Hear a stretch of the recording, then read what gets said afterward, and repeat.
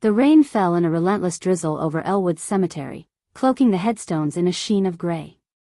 Margot Hayes stood by her husband's open grave, her black dress clinging to her trembling frame, the weight of 66 years pressing harder than ever before.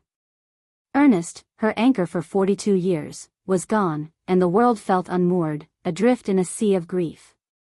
The pastor's voice droned on about eternal rest, but the words barely reached her, drowned by the hum of distant traffic and the ache in her chest. Around her, the small gathering was unnervingly quiet, no sobs, no whispered condolences, just the patter of rain and the rustle of umbrellas. Charles and Henry, her sons, stood a few feet away, their faces carved into masks of somber propriety. Charles, the elder at 40, adjusted his tie with a quick glance at his sleek smartwatch, its screen glinting under the overcast sky. Henry, 2 years younger, shifted his weight, his eyes flicking to his phone, fingers twitching as if itching to respond to a message. Jasmine, Charles's wife, hovered behind them, her red lipstick a stark contrast to her pale face, her expression hidden behind a black veil.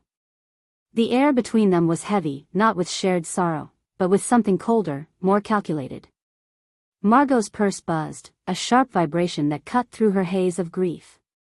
She ignored it at first, assuming it was another condolence from a distant cousin or a neighbor. But it buzzed again, insistent, demanding. Her fingers, numb from the cold, fumbled to retrieve her phone. The screen glowed with a message from an unknown number, "I'm alive. That's not me in the casket." Her breath caught, her heart stuttering as the words burned into her mind. She read them again, her vision blurring. Was this a cruel prank, born of her grief? With trembling hands, she typed, "Who are you?" The reply came instantly, "I can't say. They're watching. Don't trust our sons." The world tilted. Margot's gaze snapped to Charles and Henry, who were now murmuring to the pastor, their heads bent in a show of reverence. Their calm, composed faces seemed alien, their earlier hugs as cold as the rain-soaked earth.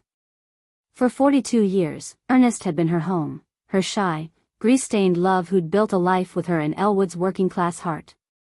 They'd met at 24, 2 kids on dusty backstreets, Margot cleaning houses to support her ailing mother, Ernest fixing bicycles in a shop inherited from his father. Their dreams were modest, their love profound. She could still see his smile that first day, stepping out of his shop with oil-streaked hands, offering to fix a bike she didn't own. "Good morning, Margot," he'd said, his voice soft, shy.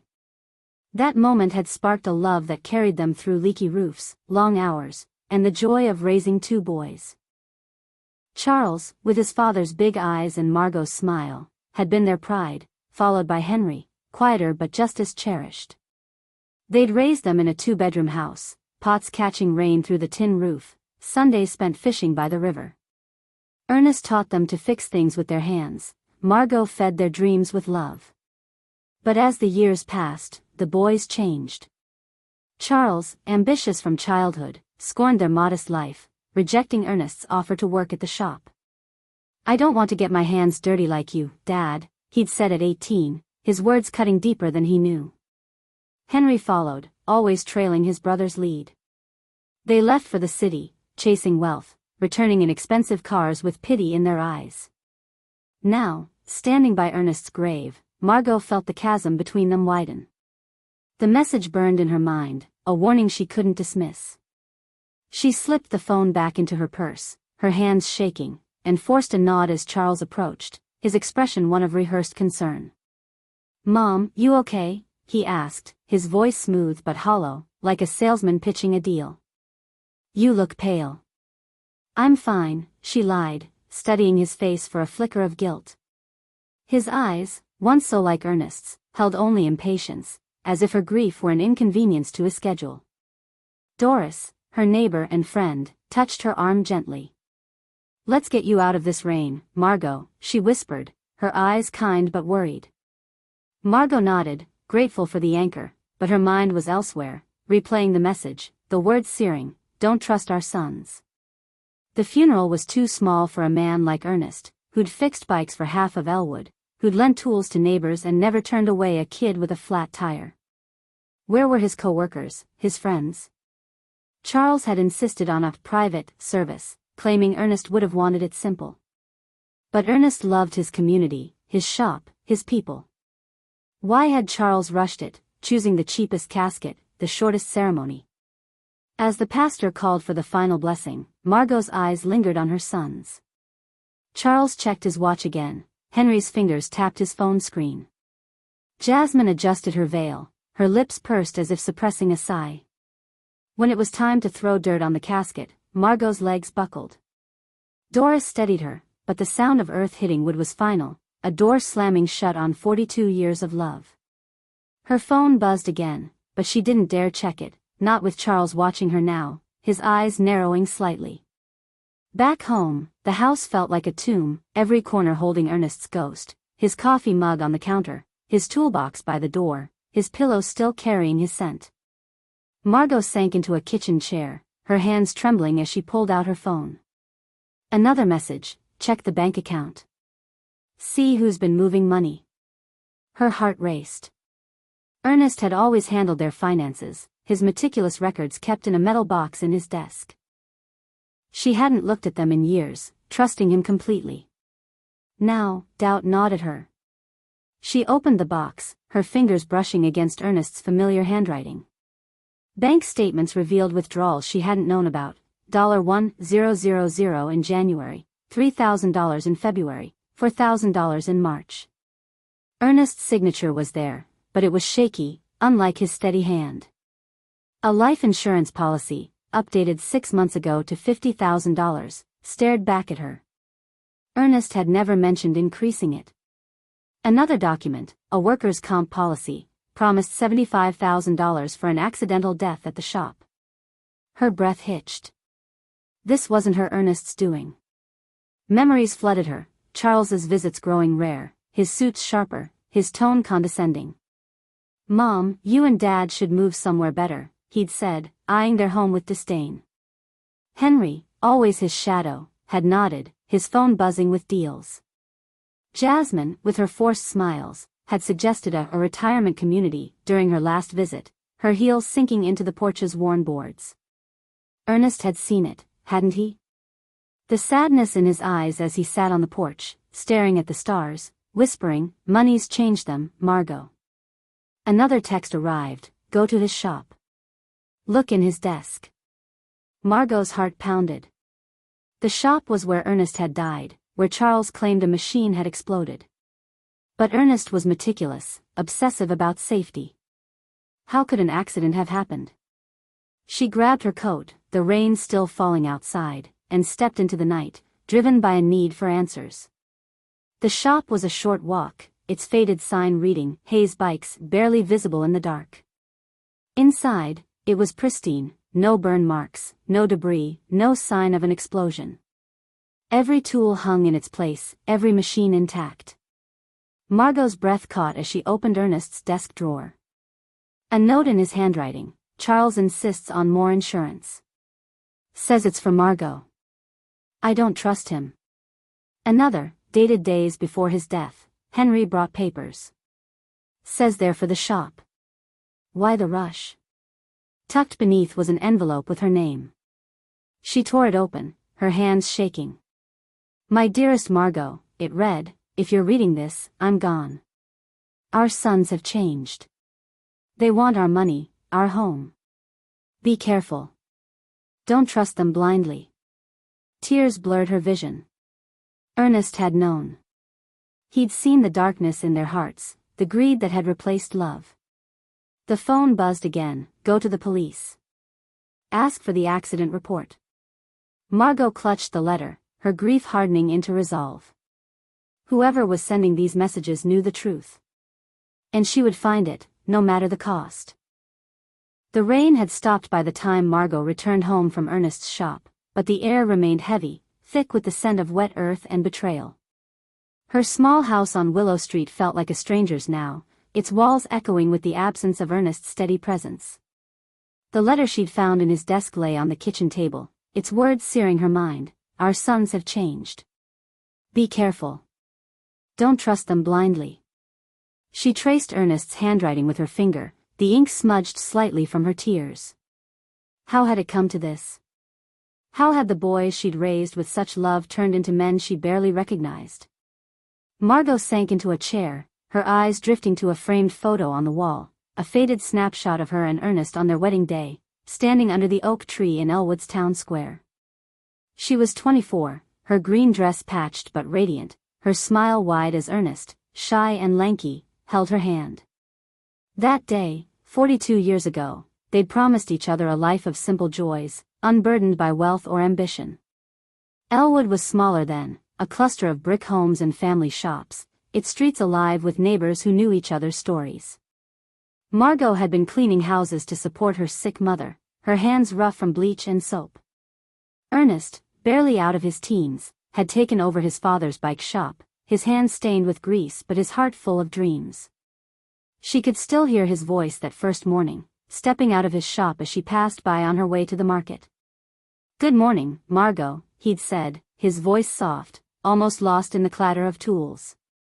"Need me to check your bike?"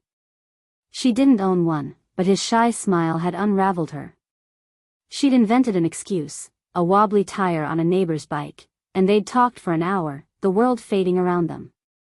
That conversation turned into evenings under the oak tree, sharing stories of their modest hopes, a home, a family, a life built on love. They married a year later, in a small ceremony with homemade cake and borrowed flowers, their vows sealed with the certainty that together, they could face anything. The memory warmed Margot, but it also sharpened her grief. She closed her eyes, letting the past wash over her. Their first years were hard but sweet. They'd moved into a 2-bedroom house with a tin roof that leaked during storms, pots clanging as they caught the drips. Ernest worked long hours at the shop, fixing bikes for kids who couldn't pay, while Margot sewed clothes for the women in town, her needle dancing late into the night. When Charles was born, with his father's big eyes and her stubborn smile, Margot thought her heart might burst. 2 years later, Henry arrived, quieter but just as perfect, his tiny hand curling around Ernest's finger. They'd been a family, whole and unbroken, or so she believed. But the seeds of change had been sown early, hadn't they? Margot's mind drifted to Charles at 10, his eyes narrowing as he watched a neighbor drive by in a shiny new car. "Why don't we have one of those, Mom?" he'd asked, his voice sharp with a hunger she didn't understand. Ernest had laughed it off, ruffling his son's hair. "We've got everything we need, Charlie." But Charles's questions grew sharper with time, his ambition a quiet rebellion against their simple life. Henry, ever his brother's shadow, mimicked that restlessness, his loyalty to Charles stronger than his bond with his parents. By 18, Charles had rejected Ernest's offer to work at the shop, his words cutting like a blade. "I don't want to get my hands dirty like you, Dad. I'm going to be someone." Margot opened her eyes, the photo blurring through tears. Ernest had never spoken of the hurt, but she'd seen it in his late-night silences, his gaze fixed on the stars from their porch. "Money's changed them, Margot," he'd said years later, when Charles and Henry returned in tailored suits, their visits brief and laced with pity. Charles had built a real estate empire in Ellwood's new downtown, his name on billboards promising luxury condos. Henry followed, managing investments, his phone always buzzing with deals. They'd offered to move Margot and Ernest to a better house, their words dripping with condescension. "This place is falling apart," Charles had said, his eyes sweeping over the chipped paint and creaking floors. Jasmine, his wife, had nodded, her high heels clicking on the porch, her smile as thin as her patience. The phone buzzed again, jarring Margot back to the present. Another message from the unknown number: "Check the bank account. See who's been moving money." She'd already seen the statements, the withdrawals, $8,000 over 3 months, Ernest's signature shaky and unfamiliar. But the message pushed her to dig deeper. She grabbed her laptop, a clunky old model Ernest had bought secondhand, and logged into their online banking. The screen glowed with numbers that made her stomach churn. Beyond the withdrawals she'd found, there were transfers to an account she didn't recognize, labeled only with a string of numbers. $2,000 here, $5,000 there, all dated within the last 6 months. Ernest hadn't mentioned any of this. He'd always shared every financial decision, no matter how small. Her heart pounded as she cross-referenced the dates. The largest transfer, $5,000, coincided with a visit from Charles, who'd arrived with a bottle of wine and a pitch about investing in his business. "It's for your future, Mom," he'd said, his smile too polished, too practiced. Henry had been there too, quieter but nodding along, his eyes on his phone. Margot had brushed it off then, trusting her sons. Now, the memory felt like a warning she'd ignored. Another text arrived, "Go to the police. Ask for the accident report." The word sent a chill through her. Ernest's death had been no accident, had it? Charles had called her that Tuesday morning, his voice clipped, "Mom, Dad's been hurt at the shop. A machine exploded. He's at Memorial Hospital." She'd rushed there, her neighbor Doris driving because Margot's hands shook too much to hold the keys. Charles and Henry were already waiting, their faces grim but oddly composed. How had they known so quickly? She hadn't called them.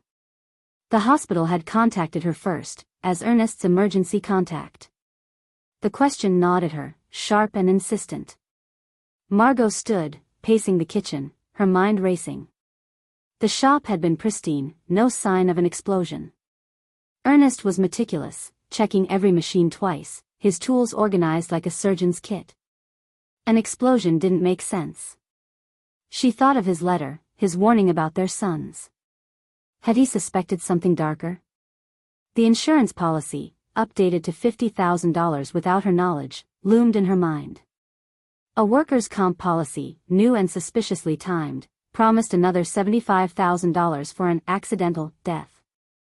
Ernest hadn't wanted more insurance. He'd always said their savings were enough, their life modest but full. The doorbell rang, startling her. Through the window, she saw Charles's sleek black car parked outside, its chrome gleaming under the streetlights. Her pulse quickened. She tucked Ernest's letter into her pocket and opened the door. Charles stood on the porch, his suit immaculate, his smile a practiced mask. "Mom," he said, stepping inside without waiting for an invitation. "We need to talk about the house." Margot's throat tightened. "What about it?" she asked, her voice steady despite the fear creeping up her spine. "It's too much for you now," he said, his tone dripping with false concern. "Dad's gone, and this place is falling apart.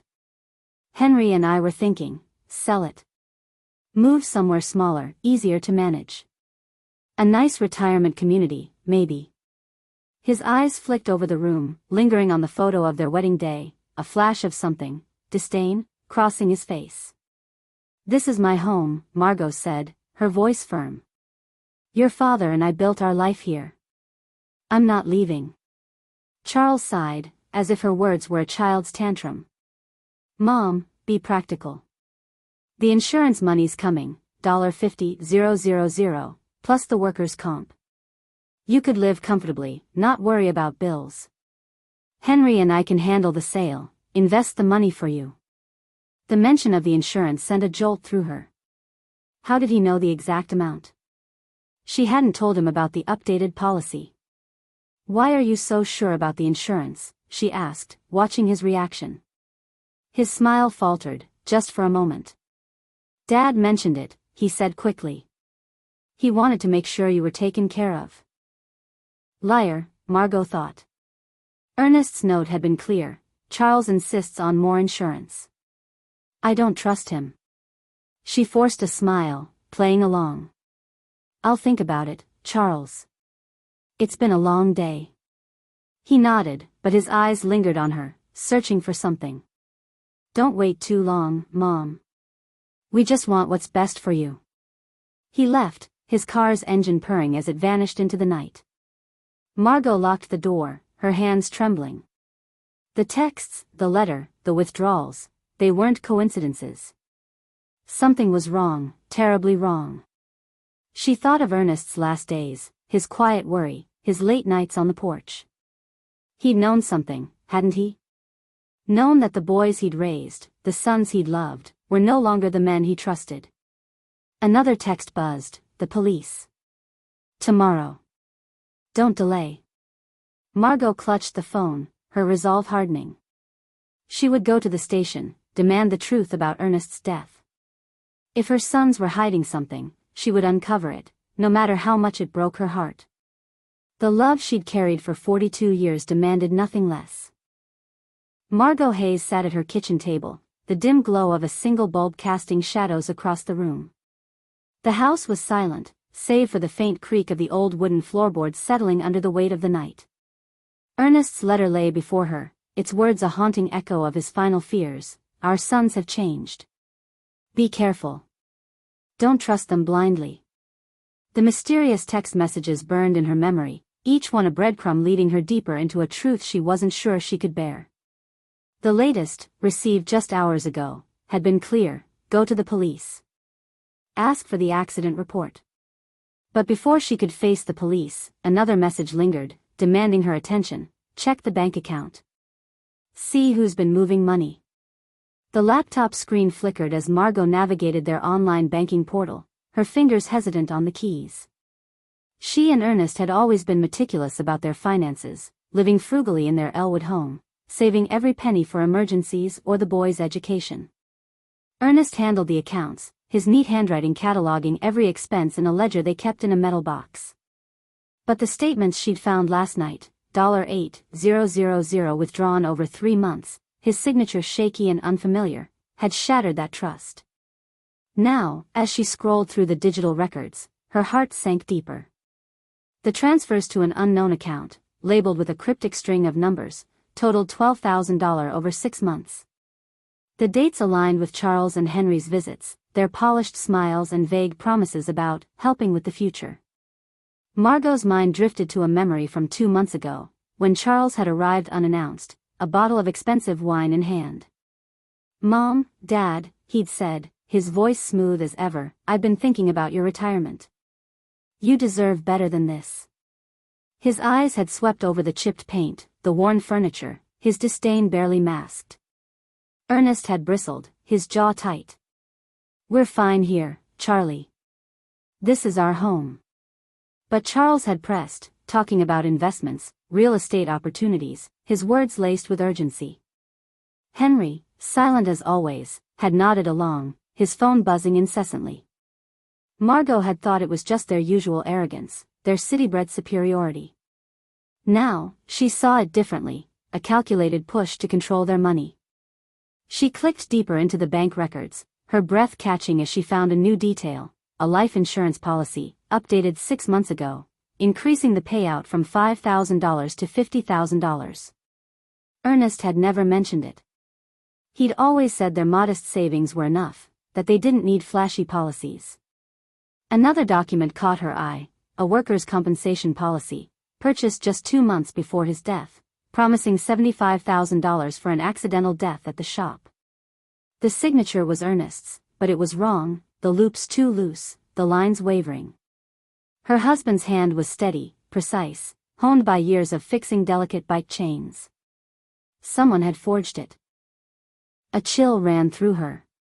The texts, the letter, the withdrawals, they weren't random. They pointed to a truth too monstrous to name.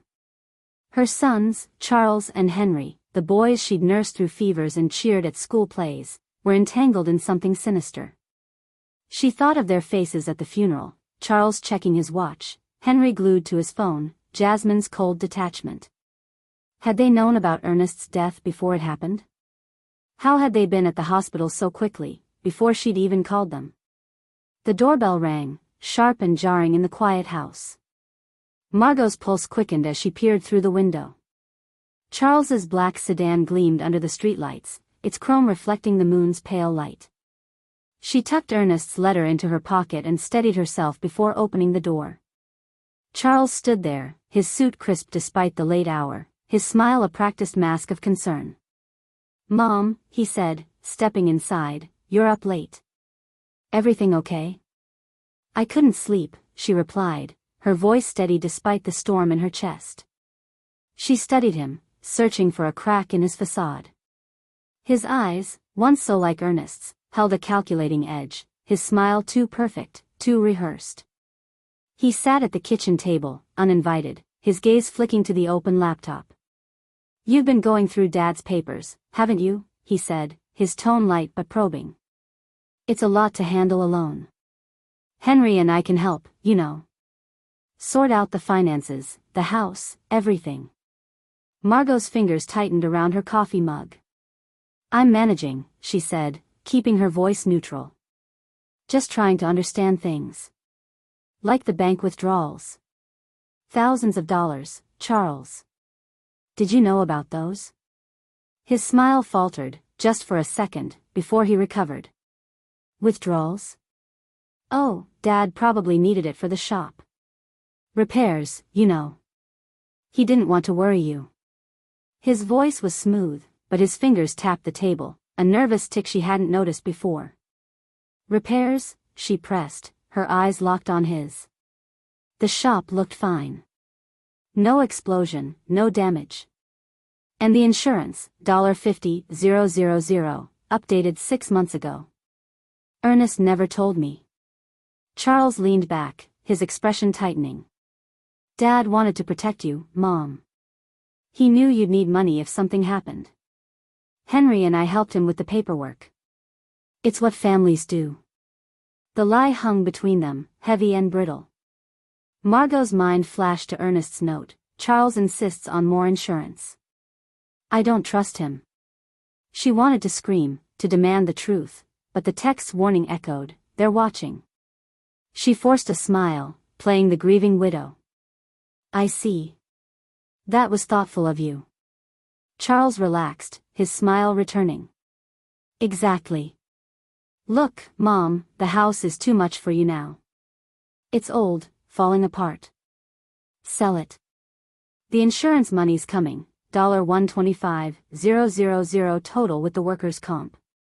You could move to a nice retirement community, live comfortably. Henry and I can handle the details. The numbers rolled off his tongue too easily, as if he'd rehearsed them. Margot's heart pounded. How did he know the exact amounts? She hadn't shared the workers' comp policy. I'll think about it, she said, her voice tight. It's a lot to process. Don't take too long, he said, standing, his tone sharpening. We just want what's best for you, Mom. Grief can cloud things. He paused at the door, his eyes lingering on her with a scrutiny that sent a shiver down her spine. Get some rest. We'll talk tomorrow. As his car pulled away, Margot locked the door, her hands trembling. She returned to the laptop, pulling up the insurance documents again. The workers' comp policy listed Charles as the secondary contact, a detail Ernest would never have agreed to. Her mind raced, piecing together fragments. The pristine shop, the forged signatures, the rushed funeral, Charles's presence at the hospital before she'd called. It wasn't grief clouding her judgment, it was clarity breaking through. She thought of Ernest's last days, his quiet worry, his late nights on the porch. A memory surfaced, a week before his death, he'd sat her down, his eyes heavy with something unspoken. Margot, he'd said, his voice low, if anything happens to me, promise you'll look after yourself. Don't let anyone push you around. She'd laughed it off, blaming his long hours, but now his words felt like a warning, a plea from a man who sensed his time was short. The phone buzzed, another text, police. Tomorrow. Don't delay. Margot's resolve hardened. She would go to the station, demand the accident report, and uncover what Charles and Henry were hiding. But first, she needed more proof. She rummaged through Ernest's desk again, finding a small notebook tucked beneath a stack of receipts. His handwriting filled the pages, detailing recent conversations with their sons. Charles asked about my coffee routine. Said he's worried about my health. Henry keeps pushing to sell the house. Something's not right. The final entry, dated 3 days before his death, I'm hiring someone to watch them. If I'm wrong, I'll laugh at myself. If I'm right, Margot needs to know. Tears stung her eyes. Ernest had known, hadn't he? Known that the boys he'd raised, who'd once run to him with broken toys and scraped knees, had become strangers driven by greed. She clutched the notebook, her grief mingling with a fierce determination. Whoever was sending these texts, someone Ernest had trusted, knew the truth. And they were guiding her to it. Margot stood, pacing the kitchen, her mind a whirlwind of memories and suspicions. She saw Charles as a boy, his laughter filling the house as Ernest taught him to fix a bike chain. She saw Henry, shy and clinging to his brother, mimicking his every move. How had they become these men, cold and calculating, their love replaced by ambition? She thought of Jasmine, her forced smiles and disdainful glances, whispering in Charles's ear about money, status, power. Had she pushed them to this? Or had the seeds been there all along, waiting for the right moment to bloom? Another text arrived, "Be careful. They're planning something." Margot's breath caught. She looked at the locked door, the windows, the quiet street outside. The house, once her sanctuary, felt like a trap. She moved to the living room, pulling the curtains tight, her heart racing. Tomorrow, she would go to the police, but tonight, she needed to protect herself. She hid Ernest's notebook and letter in a locked drawer, then checked the doors again, her hands shaking. As she lay in bed, sleep eluded her. Images of Ernest flashed through her mind, his shy smile, his steady hands, his voice promising her forever. She clung to those memories, letting them fuel her resolve. Charles and Henry might think they'd outsmarted her, but they'd underestimated the strength of a woman fighting for the man she loved. Tomorrow, she would take the first step toward justice, no matter what it cost her. The streets of Ellwood were quiet as Margot stepped out into the pre-dawn chill, the sky a bruised purple above the city's aging rooftops. It was 5:30 a.m., October 22, 2025, and the air carried the sharp bite of autumn, mingling with the faint scent of motor oil from nearby garages. Her breath fogged as she clutched her coat, Ernest's letter and notebook tucked safely in her purse. The latest text message burned in her mind, "Go to his shop. Look in his desk." She hadn't slept, her thoughts a tangle of grief and suspicion, driven by the clues piling up against her sons, Charles and Henry. The pristine shop, the forged bank withdrawals, the mysterious insurance policies, they all pointed to a truth she could no longer deny. Ernest's death was no accident, and her boys, the children she'd raised with every ounce of her love, were at the heart of it. Hayes' bike stood at the edge of Ellwood's old district, its faded sign barely legible in the dim streetlight. The shop was a relic of the city's humbler days, its brick facade weathered but proud, a testament to Ernest's 40 years of labor. Margot hesitated at the door, her hand trembling as she turned the key Ernest had kept on a chain she now wore around her neck. The bell above the door jingled softly, a sound that once meant Ernest's warm greeting but now felt like a ghost's whisper. Inside, the shop was dark, the air heavy with the scent of grease and metal. She flicked on the light and the space came alive, tools hung neatly on pegboards, bikes lined up in orderly rows, every surface polished to a shine. No burn marks, no debris, no sign of the explosion Charles had claimed killed his father. Margot's heart sank as she scanned the room.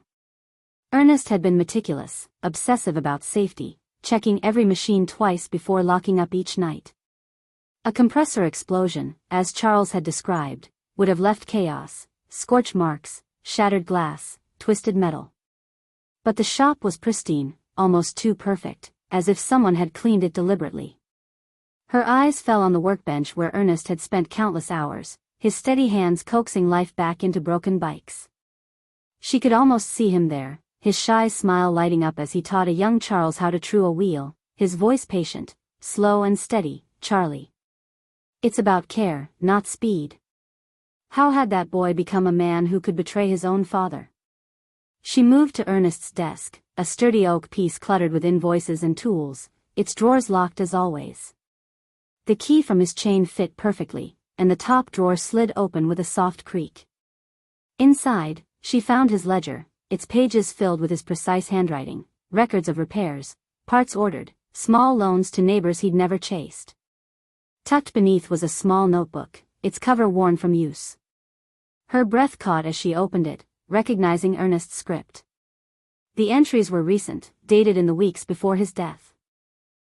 October 1, 2025, Charles came by again, pushing for more insurance. Says it's for Margot's future. I told him we're fine, but he wouldn't listen. Something's off, his eyes don't meet mine like they used to. October 5, 2025. Henry brought papers today, said they're for modernizing the shop. Too many numbers, too much fine print. I didn't sign. He got angry, said I'm being stubborn. Why the rush? October 8, 2025. I'm hiring someone to watch them. Charles asked about my coffee routine again, said he's worried about my heart. I don't buy it. If I'm wrong, I'll laugh. If I'm right, Margot needs to know. Tears welled in Margot's eyes, blurring the words. Ernest had sensed the danger, his instincts sharper than her own. She'd been blind, clinging to the memory of her boys as children, their laughter filling the house, their small hands clutching hers. But these notes painted a different picture, her sons, calculating, pressuring, plotting. She flipped to the final entry, dated 3 days before his death. I found a private investigator, Stephen Callahan. If something happens to me, he'll get the truth to Margot. I love you, my darling. Be strong. A sob escaped her, raw and jagged. Ernest had known, not just suspected, but known his life was at risk. He'd taken steps to protect her, even as their sons closed in. She reached deeper into the drawer, her fingers brushing a sealed envelope with her name scrawled across it. Her hands shook as she tore it open, unfolding a single sheet of paper. My dearest Margot. If you're reading this, I'm gone. Our sons have changed, their hearts hardened by money and ambition. Charles wants our savings, our home. Henry follows him, always has. They've been asking questions, about my health, my routines, the shop. Yesterday, Charles said an accident could happen to anyone my age. It felt like a threat. I've hired Stephen Callahan to watch them. He'll find you if I can't. Don't trust our boys blindly, Margot. You're stronger than you know. I love you, always. Ernest. The letter slipped from her hands, fluttering to the floor. Margot pressed a hand to her chest, her heart pounding with grief and fury. Ernest had seen their betrayal coming, his love for her so fierce he'd planned beyond his own life. She thought of their Sundays by the river, Ernest teaching Charles and Henry to fish, his laughter warm as the sun. You're my everything, he'd whisper to her at night, his arms steady around her. How had their sons, raised in that love, turned so cold? Her phone buzzed, jarring her from the memory. Another text from the unknown number. You found his words. Now go to the police. They're moving faster than you think. The words sent a chill through her. Who was this? Stephen Callahan, the investigator Ernest mentioned? Someone else he'd trusted? She pocketed the letter and notebook, her resolve hardening. The shop held no evidence of an explosion, but it held Ernest's truth, and that was enough to push her forward. As she locked the shop, the first rays of dawn broke over Ellwood, casting long shadows across the street. The city was waking, delivery trucks rumbling, early commuters hurrying past. Margot felt exposed, as if Charles or Henry could be watching. She hurried home, her mind racing. The texts, the forged signatures, the insurance policies, they all pointed to a deliberate act. But poisoning? Murder? The words felt too heavy, too monstrous for her sons. Yet Ernest's warnings were undeniable. Back in her kitchen, she spread the notebook and letter beside the bank statements, piecing together the timeline. The $12,000 in withdrawals coincided with Charles's visits, his talk of investments and securing the future. The insurance policy, updated 6 months ago, named Charles as the secondary beneficiary, a detail Ernest would never have approved. She remembered a dinner last spring, Charles and Henry arriving with Jasmine, their expensive clothes clashing with the house's worn charm. You should sell this place, Jasmine had said, her voice sweet but sharp, her heels sinking into the porch's soft wood. It's not safe for people your age. Ernest had shut her down, his voice firm. This is our home, Jasmine. Always will be. But Margot had seen the glance Charles and Henry exchanged, a silent agreement she'd ignored at the time. Her phone buzzed again. Be careful. They're coming today. Margot's heart skipped. She checked the time, 7:45 a.m. Charles had said they'd talk today, hadn't he? His words from last night echoed, "Don't take too long, Mom. Grief can cloud things." Was it a warning, a threat? She moved to the living room, peering through the curtains. The street was quiet, but her pulse raced, every shadow a potential danger. She thought of Ernest's final days, his quiet unease. A memory surfaced. 3 weeks ago, he'd sat on the porch, his coffee untouched, his eyes distant. "Margot," he'd said, his voice low, "if something happens to me, check the shop. I've left things for you." She'd brushed it off, blaming his long hours, but now she saw it clearly. He'd been preparing her, protecting her. She clutched his letter, its weight grounding her. Ernest had trusted her strength, even when she doubted it herself. The doorbell rang, sharp and insistent. Margot froze, her breath catching. Through the window, she saw Henry's car, a silver SUV gleaming in the morning light. He stood on the porch, his face a mask of concern, but his eyes darted nervously, scanning the street. "Mom," he called, knocking again. "You there?" Margot's mind raced. The text's warning, "They're coming today," felt like a trap closing in. She tucked the notebook and letter into a locked drawer, her hands steady despite her fear. She couldn't confront Henry yet, not without more proof. But she wouldn't run either. She opened the door, forcing a smile.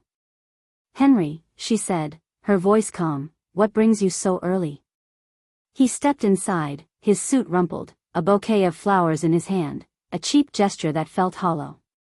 "I was worried about you, Mom," he said, his voice too smooth. "Charles said you were up late, digging through Dad's papers.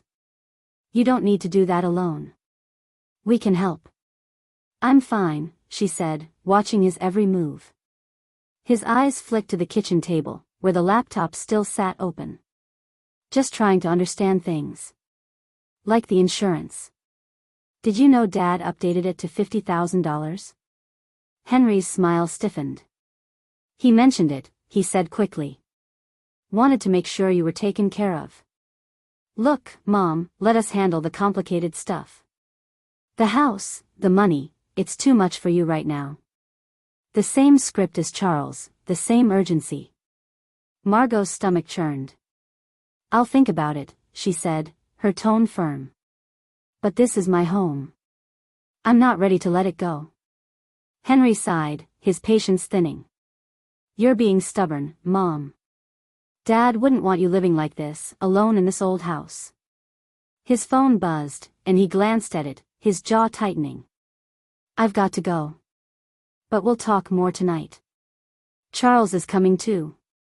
As he left, Margot locked the door, her heart pounding. Tonight. They were moving faster, just as the text had warned.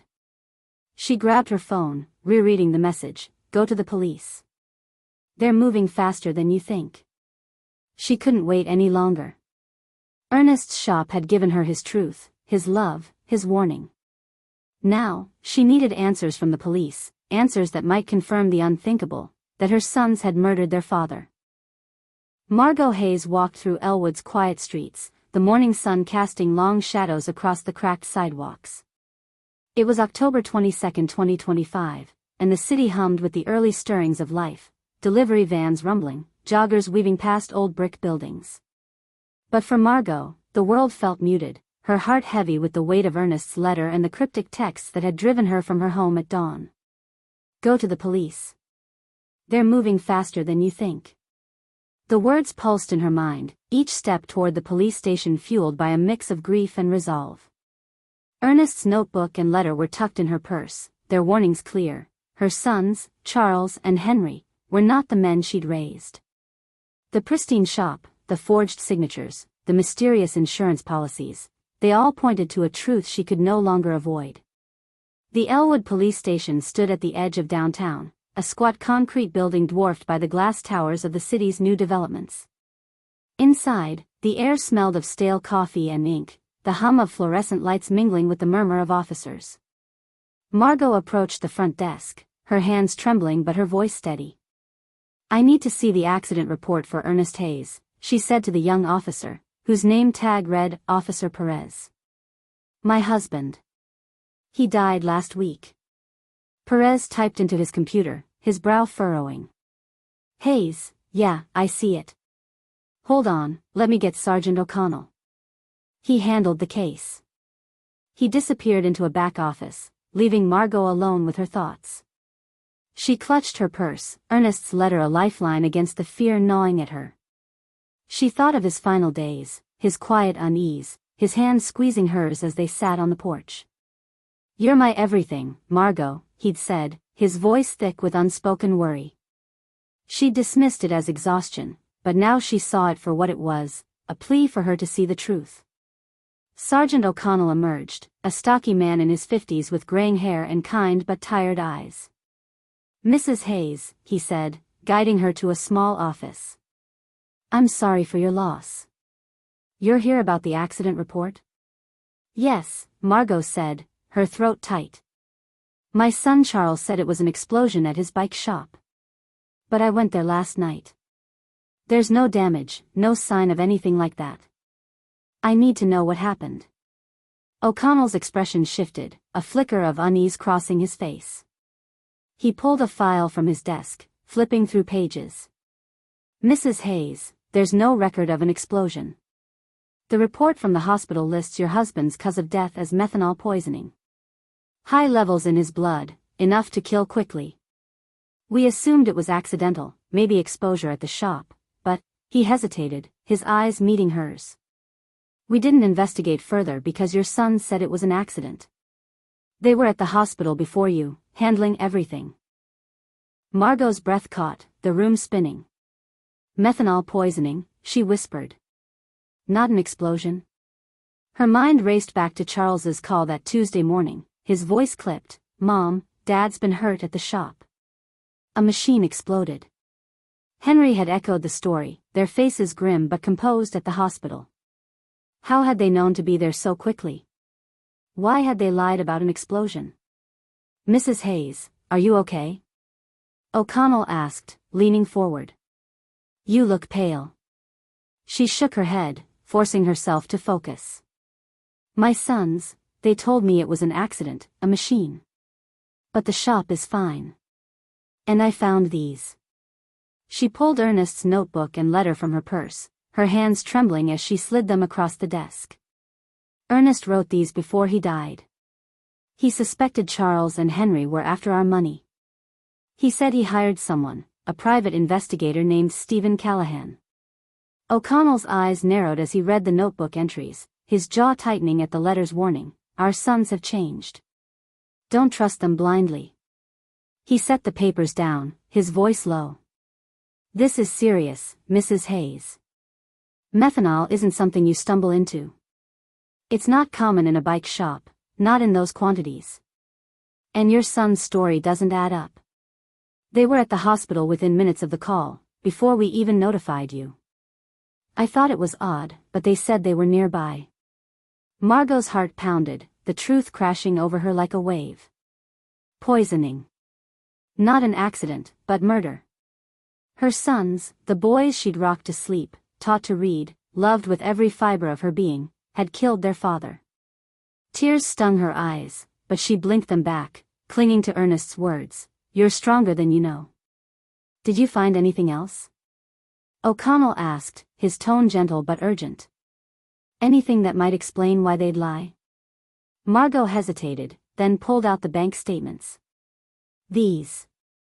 Withdrawals, $12,000 over 6 months, with Ernest's signature, but it's not his handwriting.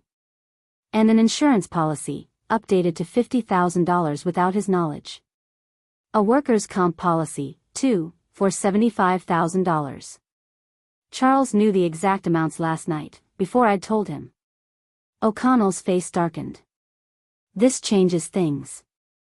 We'll need to look into these transactions, and I'll track down this Stephen Callahan. If your husband hired him, he might have more evidence." He paused, studying her. "Mrs. Hayes, if your sons are involved, you need to be careful. Don't confront them until we know more. Margot nodded, her throat too tight to speak. The idea of her sons as murderers was unbearable, yet the evidence was undeniable. She thought of a moment years ago, when Charles was 20, his real estate ventures already faltering. He'd come to them, desperate, asking for a loan. "It's just temporary, Dad," he'd said, his voice strained. Ernest had given him $5,000, their entire savings, without hesitation. "Family helps family," he'd said. But Charles never paid it back, his visits growing rarer, his calls briefer. Henry, always his shadow, had followed suit, his investments tied to Charles's risky deals. Had their desperation driven them to this? To kill their own father for money? Her phone buzzed, jarring her. Another text from the unknown number. "They're planning to move you out today. Don't eat or drink anything they offer." Her blood ran cold. She glanced at O'Connell, who was still reviewing the notebook. "Sergeant," she said, her voice shaking, "I've been getting texts. Someone's been guiding me, telling me to check the bank, the shop, to come here. They just warned me Charles and Henry are coming today, that I shouldn't trust them." O'Connell's eyes sharpened. "Show me." She handed him the phone, the messages glowing on the screen. He read them, his expression grim. "This could be Callahan, or someone else your husband trusted. Whoever it is, they know more than we do. I'm assigning an officer to watch your house tonight. Don't go back until we've checked it out."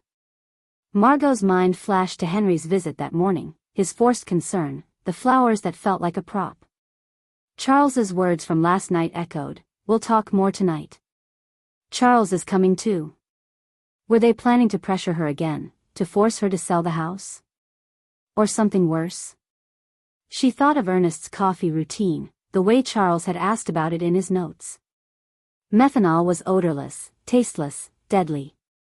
Had they slipped it into his coffee, his water, watching as he weakened? A memory surfaced, sharp and painful. Ernest, a week before his death, sitting at the kitchen table, his coffee mug untouched. "Tastes off," he'd said, frowning, pouring it down the sink. She'd thought nothing of it, blaming old grounds. Now, the memory was a knife in her heart. Had that been the first attempt? Had he suspected, even then? "Mrs. Hayes," O'Connell said, pulling her back, "I'm opening an investigation.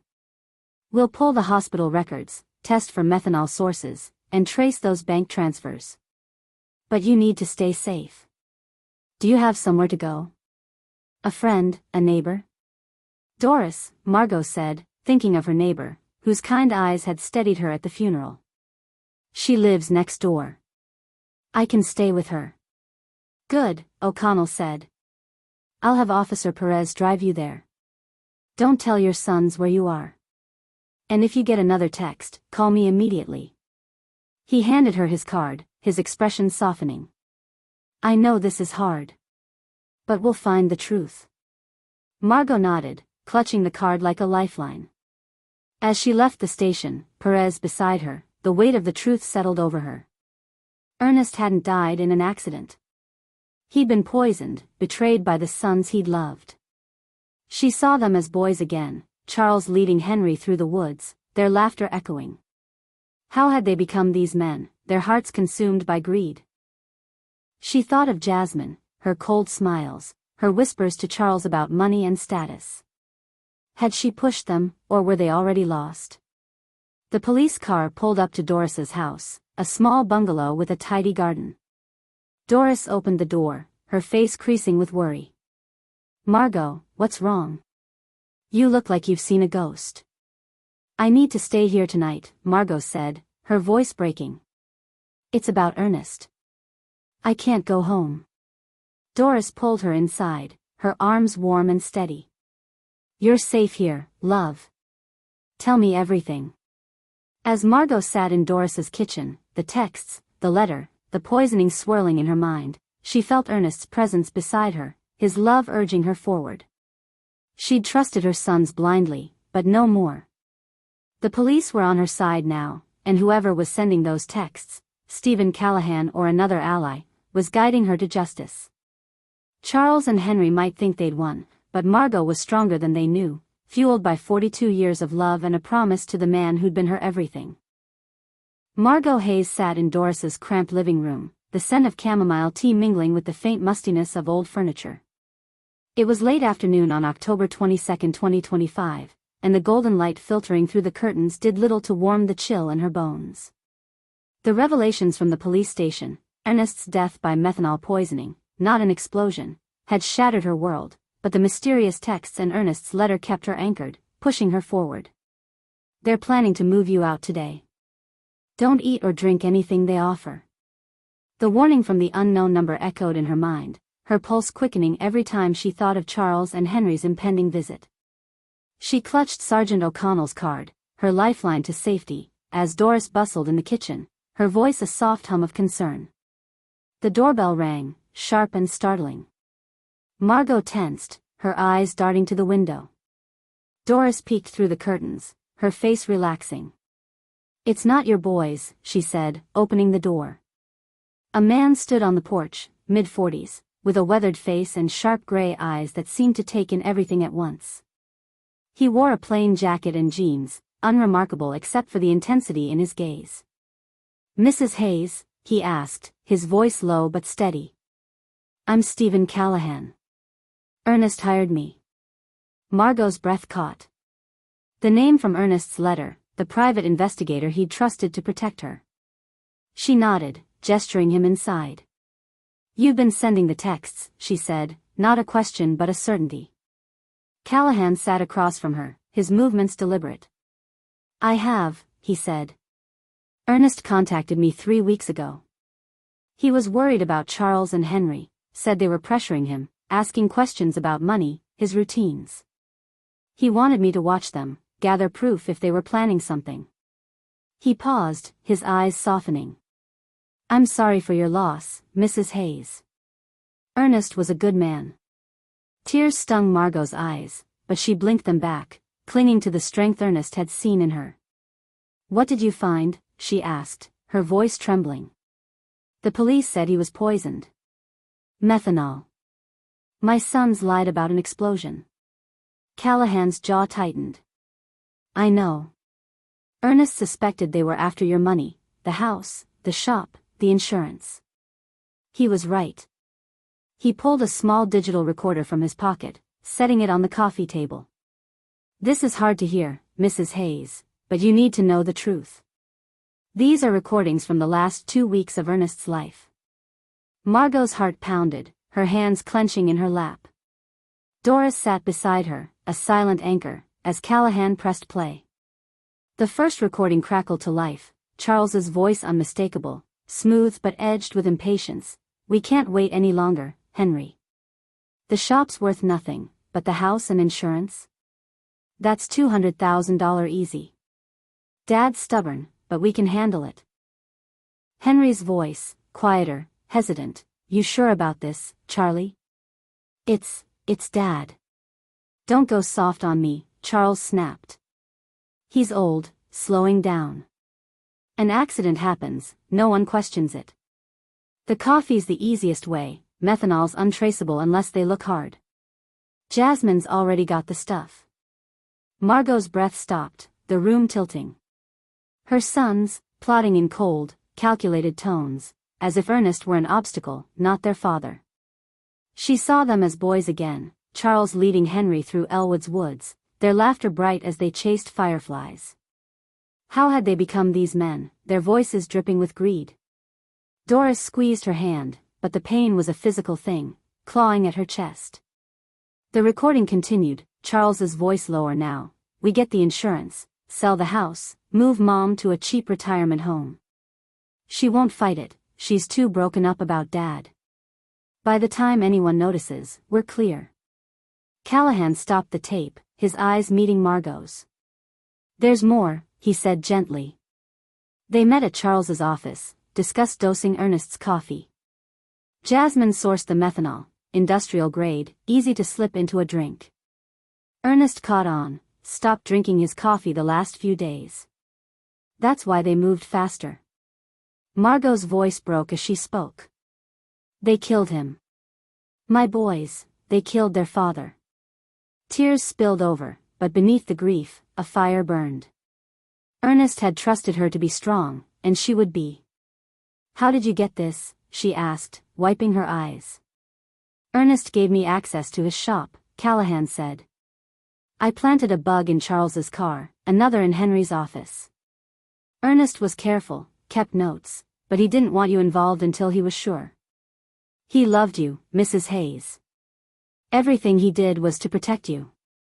She thought of Ernest's last days, his untouched coffee, his quiet warnings. A memory surfaced. 2 weeks ago, he'd sat on their porch, staring at the stars, his hand tight around hers. If anything happens, Margot, check the shop. I've left things for you. She'd thought he was tired, overworked, but he'd been shielding her, preparing her for this moment. The letter in her purse, his notebook, his love, they were her armor now. Callahan leaned forward. There's one more recording. It's from yesterday, after the funeral. He pressed play, and Henry's voice filled the room, nervous, strained. Charlie, what if Mom starts digging? She was at the shop last night. What if she finds something? Charles's reply was cold, final. Then we move faster. Get her out of the house tonight. If she won't sell, we'll make her. Jasmine's already looking into declaring her unfit, grief, confusion, whatever it takes. The recording ended, the silence deafening. Margot's hands trembled, her mind reeling.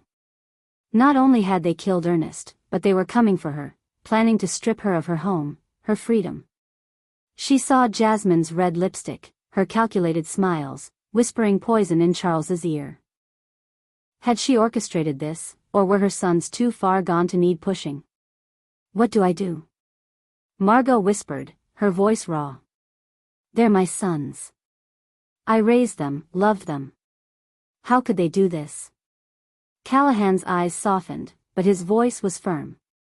You go to the police with this. I've already sent copies to Sergeant O'Connell, but you need to be there, show them Ernest's notes, the letter, the bank statements.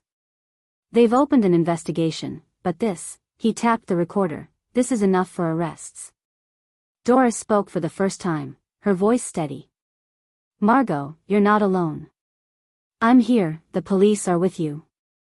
Ernest knew you were strong enough for this. Margot nodded, her tears drying as resolve took root.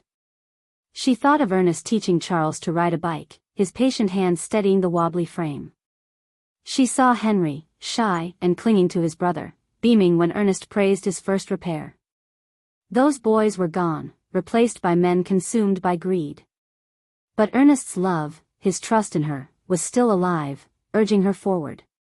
Her phone buzzed, another text, they're at your house now. Stay with Doris. Police are coming. Margot's heart raced. She showed Callahan the message, her voice steady despite the fear. They're moving tonight, aren't they? He nodded, his expression grim. They know you're on to them. Charles and Henry were at your house this morning, looking through your things. I've been tracking them. The police are on their way, but you need to stay here until it's safe. Margot's mind flashed to her kitchen, the laptop still open, the bank statements on the table. Had they found them? Were they covering their tracks? She thought of the house, every corner filled with Ernest, the coffee mug he'd used, the toolbox by the door, the bed where they'd whispered their dreams. It was her home, their life, and her sons wanted to tear it away. Another memory surfaced, Charles, at 16, coming home late, his eyes defiant as Ernest scolded him for skipping school. I don't need your small-town life, Dad, he'd snapped. I'm going to be bigger than this. Henry had watched, silent but absorbing every word. Even then, the seeds of ambition had taken root, pulling them away from the love that had shaped them. Margot had believed it was a phase, that they'd come back to her. But they hadn't. They'd chosen money over family, greed over love. Callahan stood, checking his phone. O'Connell's team is moving in. They'll search your house, detain Charles and Henry if they're there. You should call Doris's number if you get another text. I'll be with the police, making sure they have everything. Margot nodded, her hands steady now. Thank you, Mr. Callahan. Ernest trusted you, and so do I. He gave her a small, sad smile. He talked about you a lot, Mrs. Hayes. Said you were the strongest person he knew. He wasn't wrong. As Callahan left, Doris pulled Margot into a hug, her warmth a balm against the pain. You're going to get through this, Doris whispered. For Ernest. Margot clung to her, the recordings replaying in her mind. Charles's cold calculations, Henry's hesitant complicity, Jasmine's role in their plan. The betrayal was a wound that would never fully heal, but it fueled her now. She saw Ernest's shy smile, his grease-stained hands, his voice promising her forever. He'd given her 42 years of love, and she would honor that by fighting for the truth.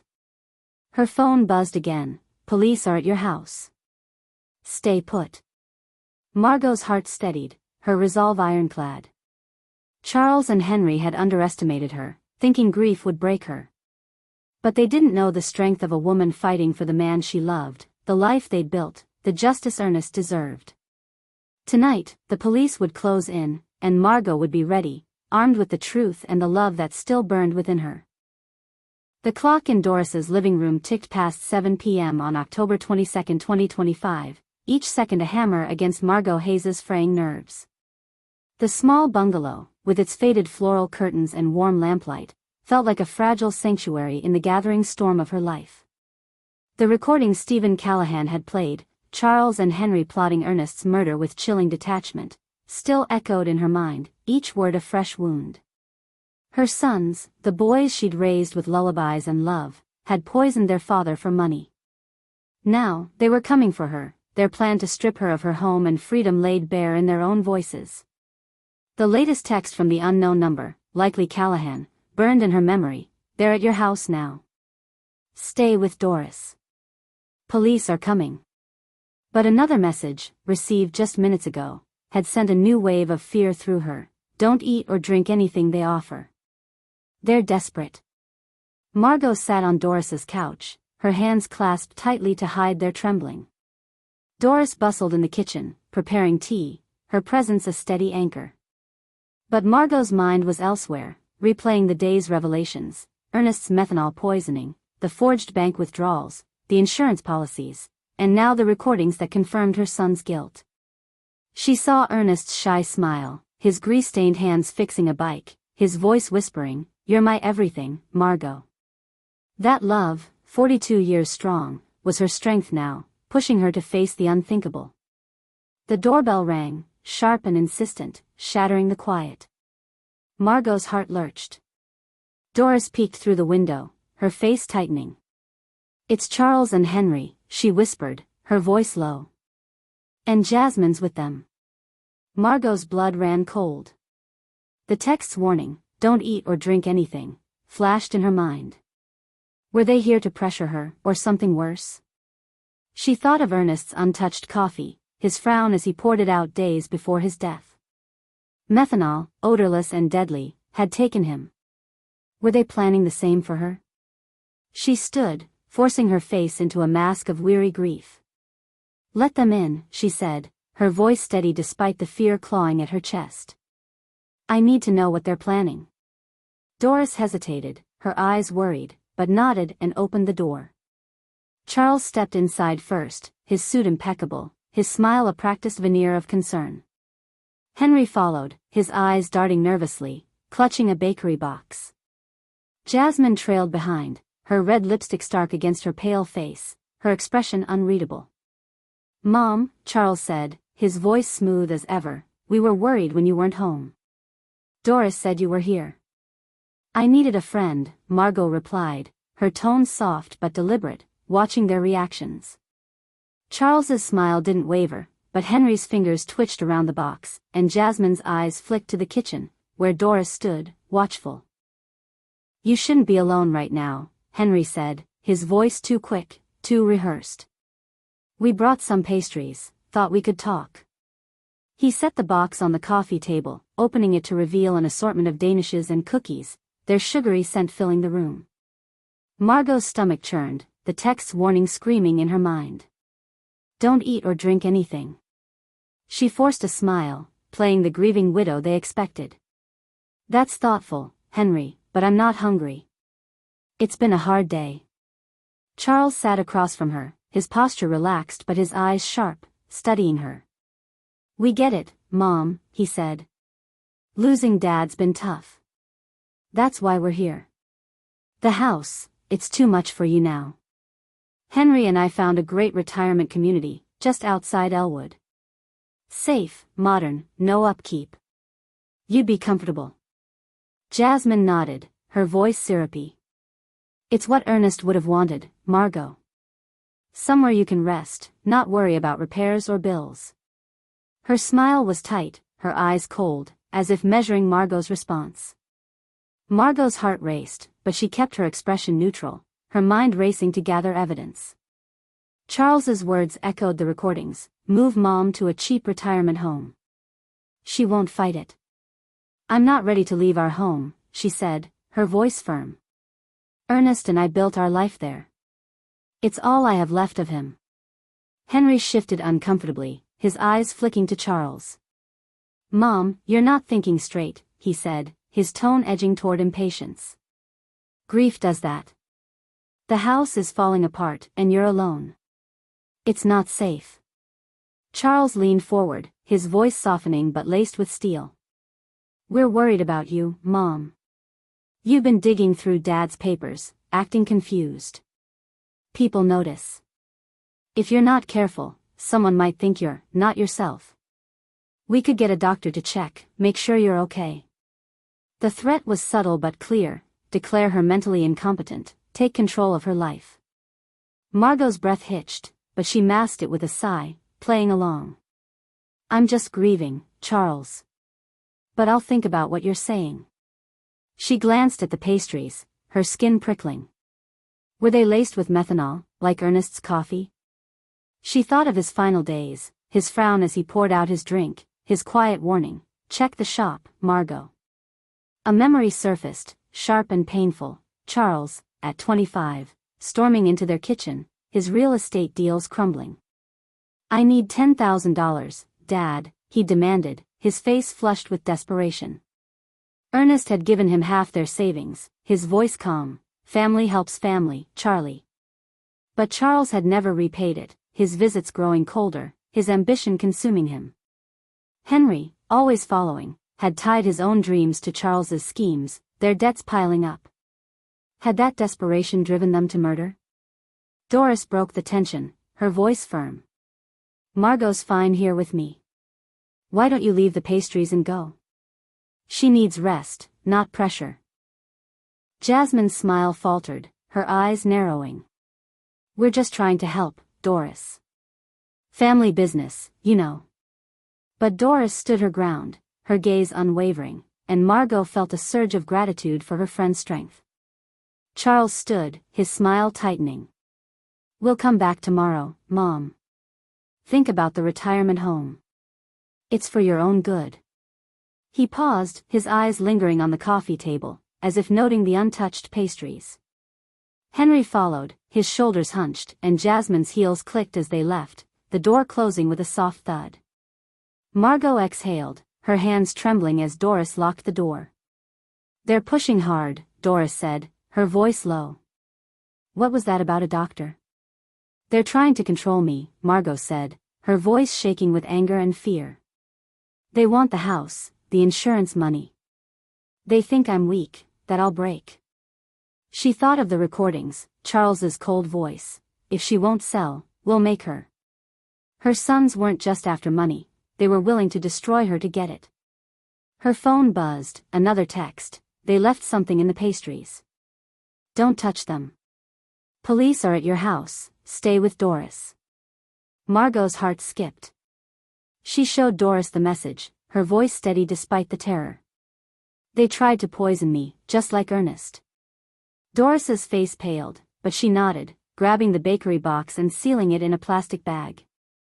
We'll give this to the police. Evidence, Margot. They're not getting away with this. Margot's mind raced, piecing together the day. Charles and Henry's visit, their insistence on the retirement home, the pastries, it was all part of their plan. She saw Ernest's face, his shy smile as he fixed a bike for a neighbor's child, his voice promising her forever.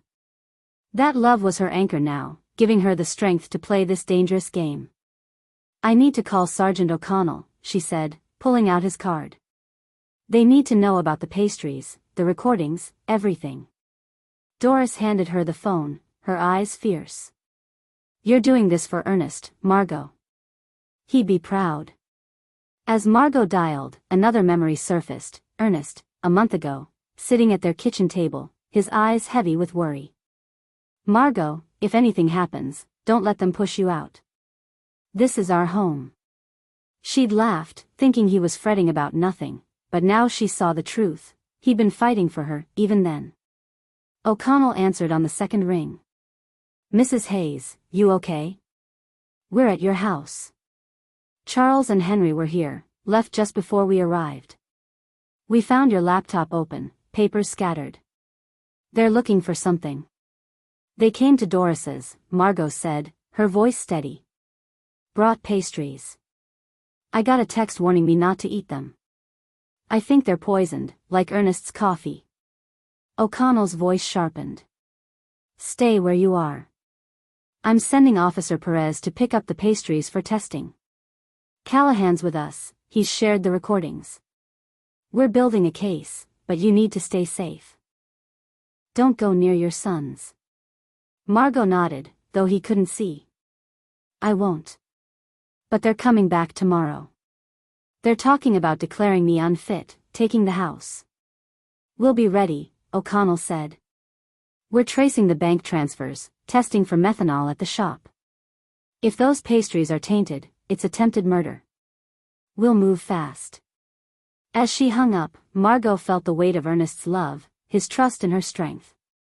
She saw Charles and Henry as boys, their laughter filling the house, their small hands clutching hers. Those boys were gone, replaced by men who'd traded love for greed. But Margot wasn't the fragile widow they thought.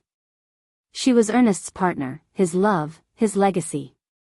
She'd play their game, let them think they were winning, while the police closed in. For Ernest, for their 42 years, she'd fight until the truth was laid bare. "Don't go near your sons." Margot nodded, though he couldn't see. "I won't. But they're coming back tomorrow. They're talking about declaring me unfit, taking the house." "We'll be ready," O'Connell said. "We're tracing the bank transfers, testing for methanol at the shop. If those pastries are tainted, it's attempted murder. We'll move fast." As she hung up, Margot felt the weight of Ernest's love, his trust in her strength. She saw Charles and Henry as boys, their laughter filling the house, their small hands clutching hers. Those boys were gone, replaced by men who'd traded love for greed. But Margot wasn't the fragile widow they thought. She was Ernest's partner, his love, his legacy. She'd play their game, let them think they were winning, while the police closed in. For Ernest, for their 42 years, she'd fight until the truth was laid bare. The evening light faded over Ellwood, casting long shadows across Doris's bungalow as Margot Hayes sat at the kitchen table, her hands steady despite the storm raging within her. It was October 22, 2025, just past 8 p.m., and the weight of the day pressed heavily on her. Ernest's methanol poisoning, the recordings of Charles and Henry plotting his murder, the poison pastries they'd brought to Doris's house. The latest text from Stephen Callahan, the private investigator Ernest had hired, still burned in her mind. They left something in the pastries. "Don't touch them. Police are at your house." But it was the recordings that haunted her most, Charles's cold voice planning to move her to a retirement home, to declare her unfit if she resisted. Her sons, once her pride, had become strangers driven by greed, and now they were coming for her. Doris stood by the stove, her face etched with worry as she poured tea, the untouched bakery box sealed in a plastic bag for the police. Margot's phone buzzed, and she glanced at it, expecting another warning from Callahan. Instead, it was a message from Charles. "Mom, we're coming to Doris's at 9. We need to settle things tonight." Her heart raced, but she forced herself to breathe, to play the role they expected, a grieving, vulnerable widow. She'd learned enough from Callahan's recordings to know they underestimated her, and she'd used that to her advantage. Callahan arrived minutes later, his weathered face grim as he set a laptop on the table. "Mrs. Hayes," he said, his voice low, "the police have the pastries, they're testing for methanol now. But I've got more. Evidence that nails Charles and Henry." He opened the laptop, pulling up a folder labeled Hayes Case. "Ernest asked me to dig into their finances. I found bank records, emails, and photos. It's damning." Margot leaned forward, her pulse quickening. Callahan clicked through files, revealing bank transfers from Charles's account to an offshore shell company, $15,000 in the past month, labeled as consulting fees, but linked to a chemical supplier. Another file showed an email from Charles to an unmarked address. "Got the stuff. Delivery tomorrow. Make it quick." Attached was a receipt for industrial-grade methanol, purchased 3 weeks before Ernest's death. The final piece was a grainy photo from a security camera, showing Charles outside a warehouse in Ellwood's industrial district, a canister in his hand, his face unmistakable. Margot's breath caught, tears stinging her eyes. "That's him," she whispered, her voice breaking. "He bought the poison that killed Ernest." She saw Ernest's face, his shy smile as he fixed a bike, his hand steadying hers under the stars. How had Charles, the boy who'd once run to him with broken toys, become this monster? "There's more," Callahan said, his tone heavy. He played a new recording, dated that afternoon, captured from a bug in Charles's office. Charles's voice was sharp, urgent. "She's asking too many questions, Henry. The shop, the insurance, she's on to us. We need her out of that house now. If she won't go, we dose her, like Dad. Jasmine's got more methanol." Henry's voice, hesitant but complicit. "This is getting messy, Charlie. What if the police dig deeper?" "They won't," Charles snapped. "They bought the accident story. Mom's just a grieving old woman, nobody'll believe her over us. We get her declared unfit, sell the house, cash the insurance. Done." The recording ended, the silence suffocating. Margot's hands trembled, but her resolve hardened. They weren't just after her home, they were planning to kill her, just as they'd killed Ernest. She thought of a memory from years ago, Charles, at 18, rejecting Ernest's offer to work at the shop. "I'm not staying in this dump, Dad," he'd sneered, his ambition a wall between them. Henry, always following, had nodded, his loyalty to Charles stronger than his love for his parents. That ambition had grown into something darker, something deadly. Doris's voice broke the silence, fierce and protective. "Those boys are monsters, Margot. You can't let them near you." "I won't," Margot said, her voice steady despite the pain. "But they're coming tonight. I need to keep them talking, get more proof. The police need everything we can give them." Callahan nodded, his eyes sharp. "I'll be nearby, recording. Officer Perez is stationed a block away, ready to move in. If they try anything, we've got them. But you need to be careful, don't eat or drink anything they bring." Margot's phone buzzed again. "Charles, we're on our way." Her heart pounded, but she clung to Ernest's words from his letter, "You're stronger than you know." She'd play their game, let them think they were winning, while Callahan and the police closed the net. At 9 p.m., the doorbell rang. Doris opened it, her face a mask of polite concern, as Charles, Henry, and Jasmine stepped inside. Charles carried a thermos, his smile too bright. "Mom," he said, setting it on the table, "we brought you some coffee. Thought it'd help, since you're not eating." Margot's skin prickled, the text's warning echoing, "Don't eat or drink anything." She forced a tired smile, sitting across from them. "Thank you, Charles, but I'm fine. Just trying to make sense of things." She watched their faces, Charles's calculated calm, Henry's nervous fidgeting, Jasmine's cold detachment. Henry shifted, his eyes avoiding hers. "Mom, we've been talking. The retirement home is the best option. We've already got a spot lined up, nice place, good care. You can't stay in that house alone. Jasmine leaned forward, her voice syrupy. It's what Ernest would have wanted, Margot.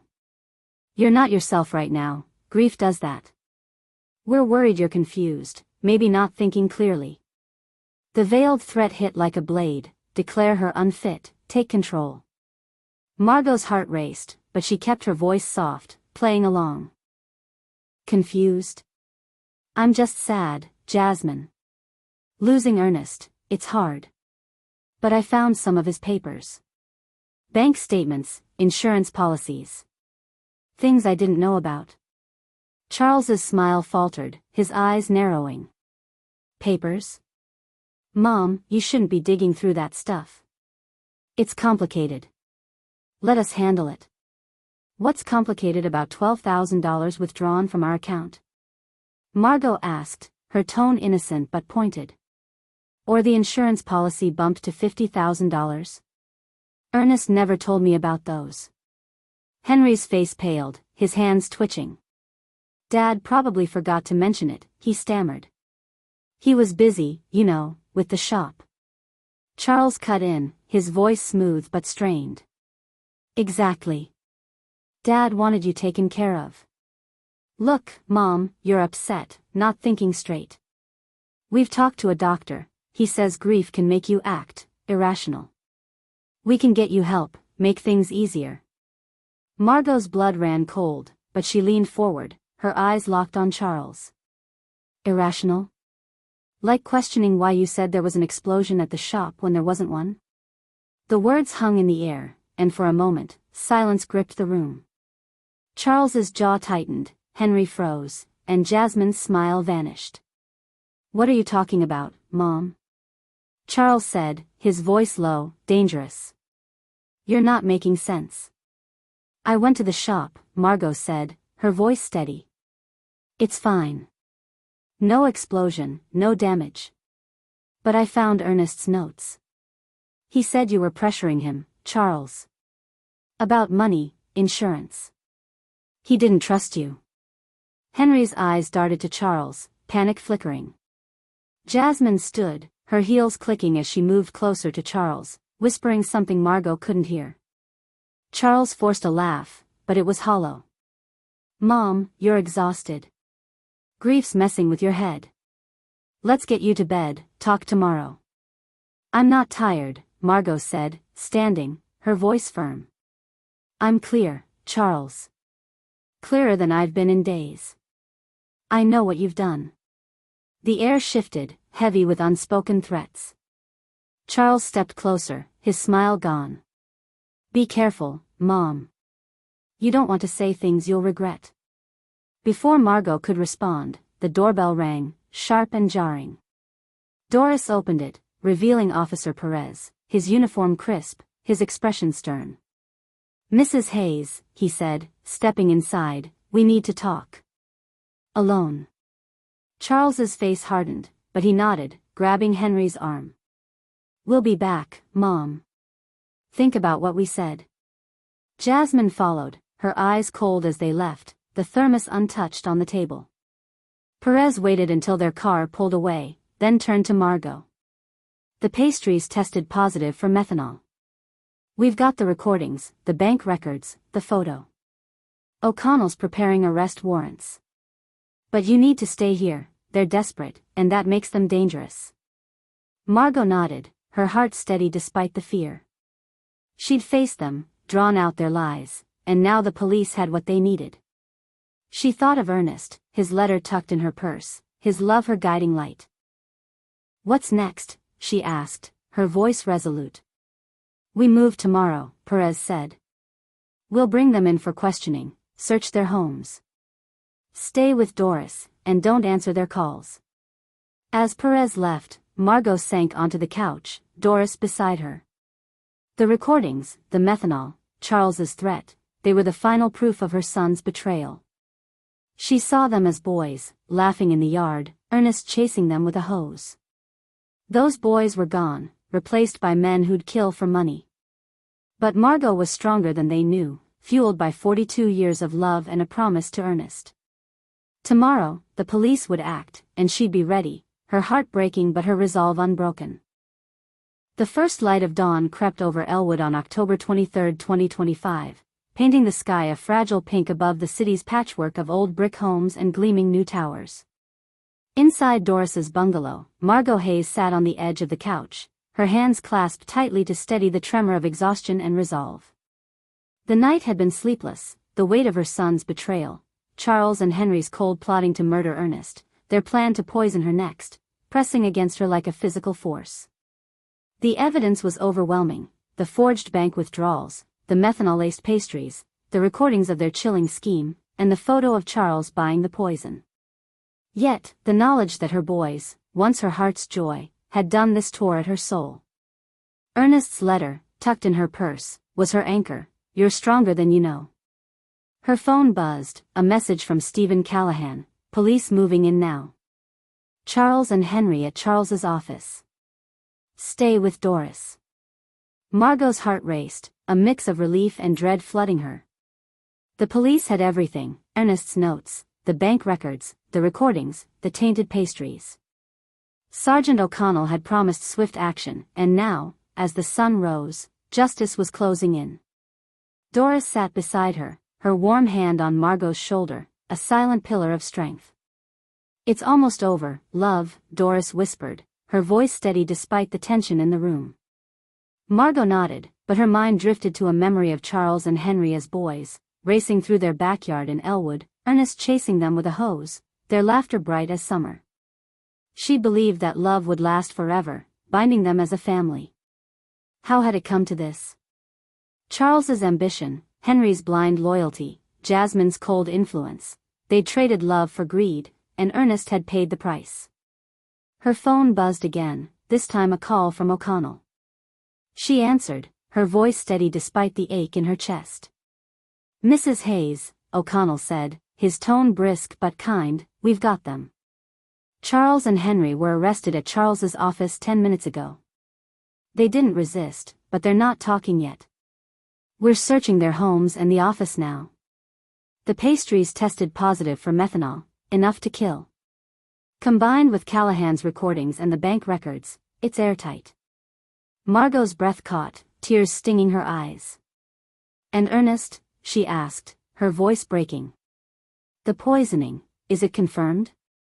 "We exhumed his body last night," O'Connell said gently.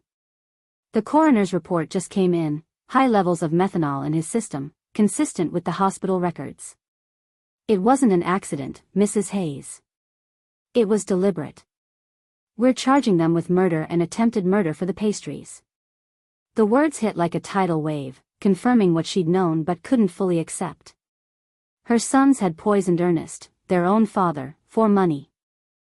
She saw his shy smile, his grease-stained hands, his quiet strength as he fixed bikes for neighbors who couldn't pay. 42 years of love, gone because of greed. "Thank you, Sergeant," she managed, her voice raw. "What happens now?" "They're being processed at the station," O'Connell said. "We'll need you to come in later, give a formal statement. Callahan's already here with the rest of his evidence. But Mrs. Hayes, stay with Doris for now. Jasmine's still out there, and we don't know her role yet." Margot nodded, though he couldn't see, her mind racing. Jasmine, her red lipstick, her calculated smiles, her whispers to Charles about money and power. Had she been the architect, or just another pawn in their scheme? As she hung up, Doris squeezed her hand. "You did it, Margot. For Ernest." But the victory felt hollow, the loss of her son's a fresh wound. Before she could respond, the doorbell rang, sharp and insistent. Doris peered through the curtains, her face tightening. "It's Jasmine," she said, her voice low. "Alone." Margot's heart pounded, but she stood, her resolve ironclad. "Let her in," she said. "I need to face her." Doris hesitated, then opened the door. Jasmine stepped inside, her designer coat pristine, her face pale beneath her makeup. Her eyes, usually cold, were wide with panic. "Margot," she said, her voice trembling, "I heard about Charles and Henry. It's a mistake, it has to be." "They wouldn't," they couldn't. Margot studied her, searching for truth in her desperation. Couldn't what, Jasmine? She asked, her voice calm but sharp. Poison Ernest? Try to poison me? I heard the recordings, saw the bank records, the photo of Charles buying methanol. It's no mistake. Jasmine's hands shook, tears smearing her mascara. I didn't know, she said, her voice breaking. Charles said it was just business, insurance for the future. I got the methanol for him, but I thought it was for a deal, not this. She sank onto the couch, her composure crumbling. I loved Ernest, Margot. He was kind to me, even when I didn't deserve it. Margot's heart twisted, but she stood firm, Ernest's letter echoing in her mind. You knew enough, Jasmine. You pushed them, didn't you? The house, the money, the retirement home. You were in those recordings, planning to declare me unfit. Jasmine sobbed, shaking her head. I didn't want anyone hurt. Charles was desperate, his business is failing, debts piling up. He said the insurance was the only way out. Henry just followed him, like always. I begged them to stop, but they wouldn't listen. Margot's eyes burned, but her voice was steel. Ernest trusted you, Jasmine. He welcomed you into our family. And you helped them kill him. She thought of Ernest's kindness, his patience with Jasmine's sharp edges, his hope that she'd soften with time. That hope had been betrayed, just as hers had. Jasmine reached for her hand, but Margot pulled back. Please, Margot, Jasmine pleaded. I'll tell the police everything, testify against them. I didn't mean for this to happen. I'm sorry. Margot's resolve wavered, the weight of her loss crashing over her. She saw Charles as a boy, his big eyes bright with dreams, Henry trailing him with a shy smile. They'd been her world, her pride, until ambition and greed stole them away. Now, Jasmine's tears felt like another manipulation, another lie. Tell the police, Margot said, her voice cold. But don't expect my forgiveness. Ernest deserved better. We all did. Doris stepped forward, her face stern. You should go, Jasmine. The police will want to talk to you. Jasmine nodded, her sobs quieting as she stood, her heels clicking as she left. The door closed, and Margot sank onto the couch, her strength crumbling. Doris sat beside her, silent but steady, as tears spilled down Margot's cheeks. They're all gone, she whispered. My boys, my family. How did I lose them? You didn't lose them, Doris said softly. They lost themselves. You're fighting for Ernest, for the truth. That's what matters. Margot clung to Doris's words, her mind drifting to a memory of Ernest, a month before his death, sitting on their porch, his hand warm in hers. If anything happens, Margot, don't let them take our home, he'd said, his eyes heavy with worry. She'd laughed it off, but now she saw his fear, his love, his trust in her strength. That trust was her guide now, pulling her through the wreckage of her family. Her phone buzzed. Callahan, arrests made.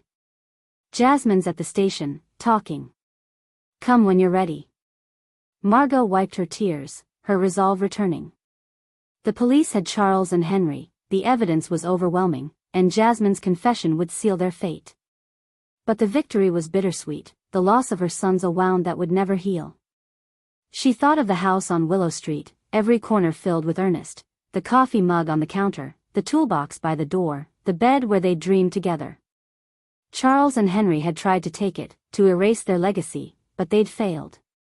Margot was still here, still fighting, fueled by 42 years of love. She stood, her hands steady now. I need to go to the station, she told Doris. For Ernest. Doris nodded, grabbing her coat. I'm coming with you. You're not doing this alone. As they stepped into the dawn, the city waking around them, Margot felt Ernest's presence, his love a quiet strength. The police had her sons, the truth was out, and justice was coming. But the cost was her family, her heart broken by the boys she'd raised. She saw them running through the yard, their laughter echoing, and for a moment, she let herself grieve for who they'd been. Then she straightened, her eyes fixed on the horizon. For Ernest, for their love, she'd see this through, no matter the pain. The courtroom in Ellwood City Hall was a stark contrast to the warm chaos of Margot Hayes's memories, its polished wood and cold fluorescent lights a far cry from the sunlit backyard where Ernest had once chased their sons with a hose. It was November 15, 2025, 3 weeks since Charles and Henry's arrest, and the trial had unfolded with a relentless clarity that both broke Margot's heart and steeled her resolve. She sat in the front row, her hands clasped tightly, Doris by her side, as the weight of the past weeks pressed against her. The evidence, Stephen Callahan's recordings, the methanol-laced pastries, the forged bank records, the photo of Charles buying the poison, had built an airtight case.